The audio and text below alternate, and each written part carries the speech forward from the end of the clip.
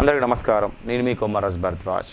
ముఖ్యంగా మేషలగ్న జాతకులకి కుజదశ అనేది ఏ విధంగా యోగించిన విషయాన్ని మొత్తం కూడా తెలియజేయమని అడుగుతున్నారు. అంటే మేషలగ్న జాతకులకి కుజమహాదశ వచ్చినట్టయితే దాని ఫలం ఏ విధంగా ఉంటుంది? ముఖ్యంగా ఈ మేషలగ్న జాతకుడికి కుజుడు లగ్నంలో అంటే స్వక్షేత్రంగా చెప్పబడుతూ ఉంటుంది. ఈ కుజదశలో శరీర సౌఖ్యం అనేది ఉండడం అనేది జరుగుతూ ఉంటుంది. కుజదశ మొత్తం కూడా మనకి సామాన్యంగా యోగిస్తూ ఉంటుంది. ఇక్కడ అంత యోగమైన స్వక్షేత్రమైనప్పటికీ అంత యోగ ఫలితాన్ని అంటే నార్మల్గా తీసుకెళ్తూ ఉంటుంది, సామాన్యంగా మాత్రం వెళ్తూ ఉంటారు.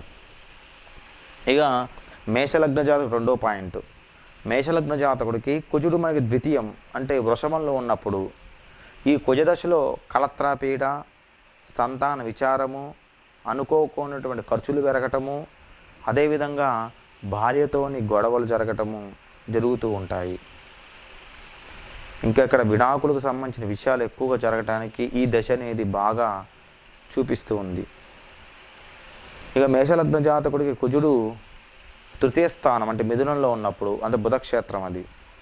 ఈ కుజదశలో మంచిగా యోగించి కానీ చివరిలో అంటే మధ్య భాగం అంటే ఒక 40% కంప్లీట్ అయిన తర్వాత 60%లో వీళ్ళకి యోగ భంగాన్ని కలగజేస్తూ ఉంటాడు, నష్టాన్ని కలగజేస్తూ ఉంటాడు. అంటే ఉన్నటువంటి కేసరి సంపాదించి అంతర్దశ అంటే కుజుడు లాస్ట్కి వచ్చేసరికి కుప్పకూలిపోతారు. ఇక మేషలగ్న జాతకుడు కుజుడు మనకి చతుర్థ స్థానం అంటే కర్కాటకంలో ఉన్నప్పుడు ఈ కర్కాటకం అనేది చంద్రస్థానం కాబట్టి ముఖ్యంగా ఏంటంటే మానసికంగా ఇబ్బందులు పడటానికి, అదేవిధంగా ఈ కర్కాటకంలో కుజుడు అనేవాడు మనకి నీచ స్థానంలో ఉంటాడు కాబట్టి అనేక రకాలైనటువంటి బాధలు కలిగించడానికి, యోగాన్ని చూపించలేకుండా ఉండటానికి, ఉద్యోగపరంగా ఇబ్బందులు పడటానికి, శరీర సౌఖ్యం అనేది ఉండకుండా చేయడానికి అవకాశం ఎక్కువగా ఉంటుంది. పాయింట్ నెంబర్ 5, మేషలగ్న జాతకునికి కుజుడు పంచమ స్థానం అంటే సింహంలో ఉన్నప్పుడు ఈ కుజదశ అనేది మంచి రాజయోగాన్ని ఇస్తూ ఉంటుంది, కానీ సంతాన విచారాన్ని కలగజేస్తూ ఉంటుంది. ఇక 6వ స్థానం మేషలగ్న జాతకుడికి కుజుడు షష్టమనందు అంటే కన్యలో ఉన్నచో ఈ కుజదశ అనేది యోగించదు. శత్రు, రోగ, రుణాలు ఎక్కువగా ఉంటూ ఉంటాయి. ముఖ్యంగా పోలీసు, కోర్టు సమస్యలు ఎక్కువగా ఫేస్ చేయడానికి మేషలగ్న జాతకుడు కుజుడు 6వ స్థానంలో రోగస్థానంలో ఉన్నప్పుడు జరుగుతూ ఉంటుంది. రోగపీతుడుగా మారుతుంటాడు, భయస్థుడుగా మారుతూ ఉంటాడు, చాలా అవమానాలు పొందుతూ ఉంటారు. ఇక 7వది మేషలగ్న జాతకుడికి మనకి కుజుడు సప్తమ స్థానం అంటే మనకి తుల అవుతుంది. ఈ తులలో ఉన్నప్పుడు ఏంటంటే ఈ కుజదశ అనేది యోగిస్తూ ఉంటుంది. కానీ ముఖ్యంగా ఇక్కడ ఏం జరుగుతుందంటే భార్యతోని గొడవలు పెట్టుకొని కలత్రా విచారానికి, కలత్రా నష్టానికి లేదా బహుభార్య యోగాన్ని రెండో వారం చేసుకోవడానికి అవకాశం ఎక్కువగా ఈ దశనే చూపిస్తూ ఉంటుంది. ఇక మేషలగ్న జాతకుడు కుజుడు అష్టమ స్థానం అంటే వృశ్చికం నందు ఉన్నట్టయితే ఈ కుజదశ అనేది యోగించదు. మేషలగ్న జాతకుడు కుజుడు అష్టమం అంటే వృశ్చికం నందు ఉన్నట్టు మరి వృశ్చికాన్ని స్వక్షేత్రం కదండి బాగా యోగించాలి కదని అడగచ్చు. కానీ ఇక్కడ వృశ్చికం అనేది వారికి యోగించదు.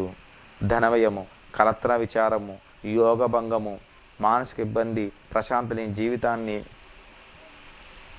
చాలా రకాలైనటువంటి గొడవలు, ఇతనికి సంబంధం లేకున్నటువంటి గొడవలు కూడా ఈయన మీద రావడానికి అవకాశం ఎక్కువగా చూపిస్తూ ఉంటుంది.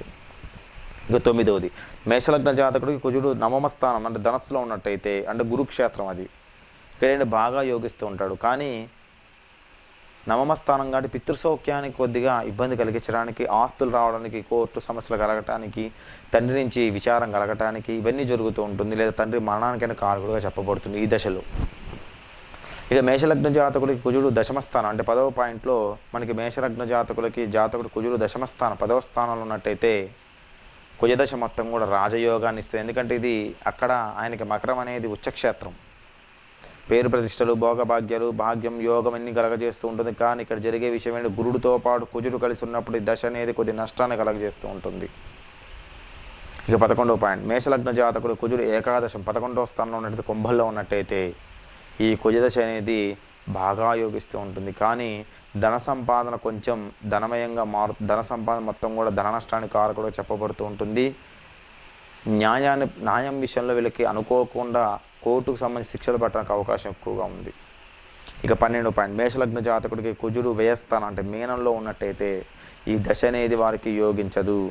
ఈ కుజదశలో విశేష ధనాన్ని వృధాగా ఖర్చు పెట్టడానికి, డబ్బు మొత్తం కూడా పోవడానికి, పేరు పోవడానికి, అదేవిధంగా భూ సంపద మొత్తం పోవడానికి, వ్యవసాయం విపరీత నష్టాలు కలగటానికి, సంబంధమైన విషయాలు గొడవలు కలగటానికి, పాపదృష్టి ఎక్కువగా ఉన్నట్టయితే మరణ భయాన్ని కలిగించడానికి, బంధన యోగాన్ని కలిగించడానికి, అనేక రకాలైనటువంటి అష్ట కష్టాలు పెట్టడానికి చూపిస్తూ ఉంటుంది ఈ యొక్క మేషలగ్న జాతకుడికి ఉన్నట్టయితే, కుజుడు 12వ స్థానం ఉన్నట్టయితే. ఈ విధంగా మనకు జరుగుతూ ఉంటుంది. ఇక ఈ కుజమహాదశ వీళ్ళకి అనుకూలించలేకపోయినట్టయితే, మేషలగ్న జాతకు కుజమహాదశ అనుకూలించకపోతే కుజుడికి ఏం చేస్తారంటే ఒక ఎరుపు వస్త్రాన్ని తీసుకోండి. మీరు ఎక్కువ శాతం కూడా కుజుడికి దానం చేసేటప్పుడు ముఖ్యంగా కూడా గుర్తుపెట్టుకోండి, కుజుడికి దానం చేసేటప్పుడు ఇస్తరాకులు దానం చేయకూడదు. ముఖ్యంగా ఈ ఎరుపు వస్త్రంలో బ్రాహ్మణుడు కట్టుకునే పంచె అయితే ఇంకా మంచిది. అంటే ఎరుపు పంచెలు కట్టుకుంటూ ఉంటారు బ్రాహ్మణులు. ఎరుపు పంచెను కానీ, ఎరుపు వస్త్రాన్ని కానీ, ఎరుపు జాకెట్ ముక్క కానీ తీసుకొని దాంట్లో 1 కేజీ కందులు కానీ, కందిపప్పు కానీ ఏదైనా ఒక బ్రాహ్మణుడు తినే విధంగా ఉండాలి. 1 కేజీ కందిపప్పుని దాంట్లో కట్టి, మూట కట్టి, ఆ యొక్క కందిపప్పుతో పాటు ఆ వస్త్రంతో పాటు మనం ఏం చేయాలంటే ఇంకా ఎరుపుగా ఉండేటువంటి పుష్పాలు, ఎరుపుగా ఉండే పండ్లు, అంటే ఎరుపుగా ఉండేటువంటి దానిమ్మ, యాపిల్ ఇవన్నీ కూడా ఎరుపుగా ఉంటాయి. వీటిని తీసుకొని బ్రాహ్మడికి కాలు కడిగి సంకల్ప విధానం ద్వారా బ్రాహ్మడికి అందించినట్టయితే ఈ కుజమహాదశ అనేది కొద్దిగా అనుకూలంగా ఉంటుంది. ఇంకా బాగా యోగించాలంటే కుజుడికి జప, హోమ, తర్పణ, దాన కార్యక్రమాలు చేసుకోవాలి. ఉదయం పూట ప్రతిరోజు దుర్గాదేవి స్తోత్రాన్ని చదువుకోవాలి, లేదా దుర్గాదేవికి అష్టోత్తరం చదువుకుంటూ ఉండాలి. అప్పుడు కుజమహాదశ అనేది యోగిస్తూ ఉంటుంది. ఇక కుజుడనంగా సుబ్రహ్మణ్య స్వామి మనకు అందరూ గుర్తొస్తూ ఉంటాడు.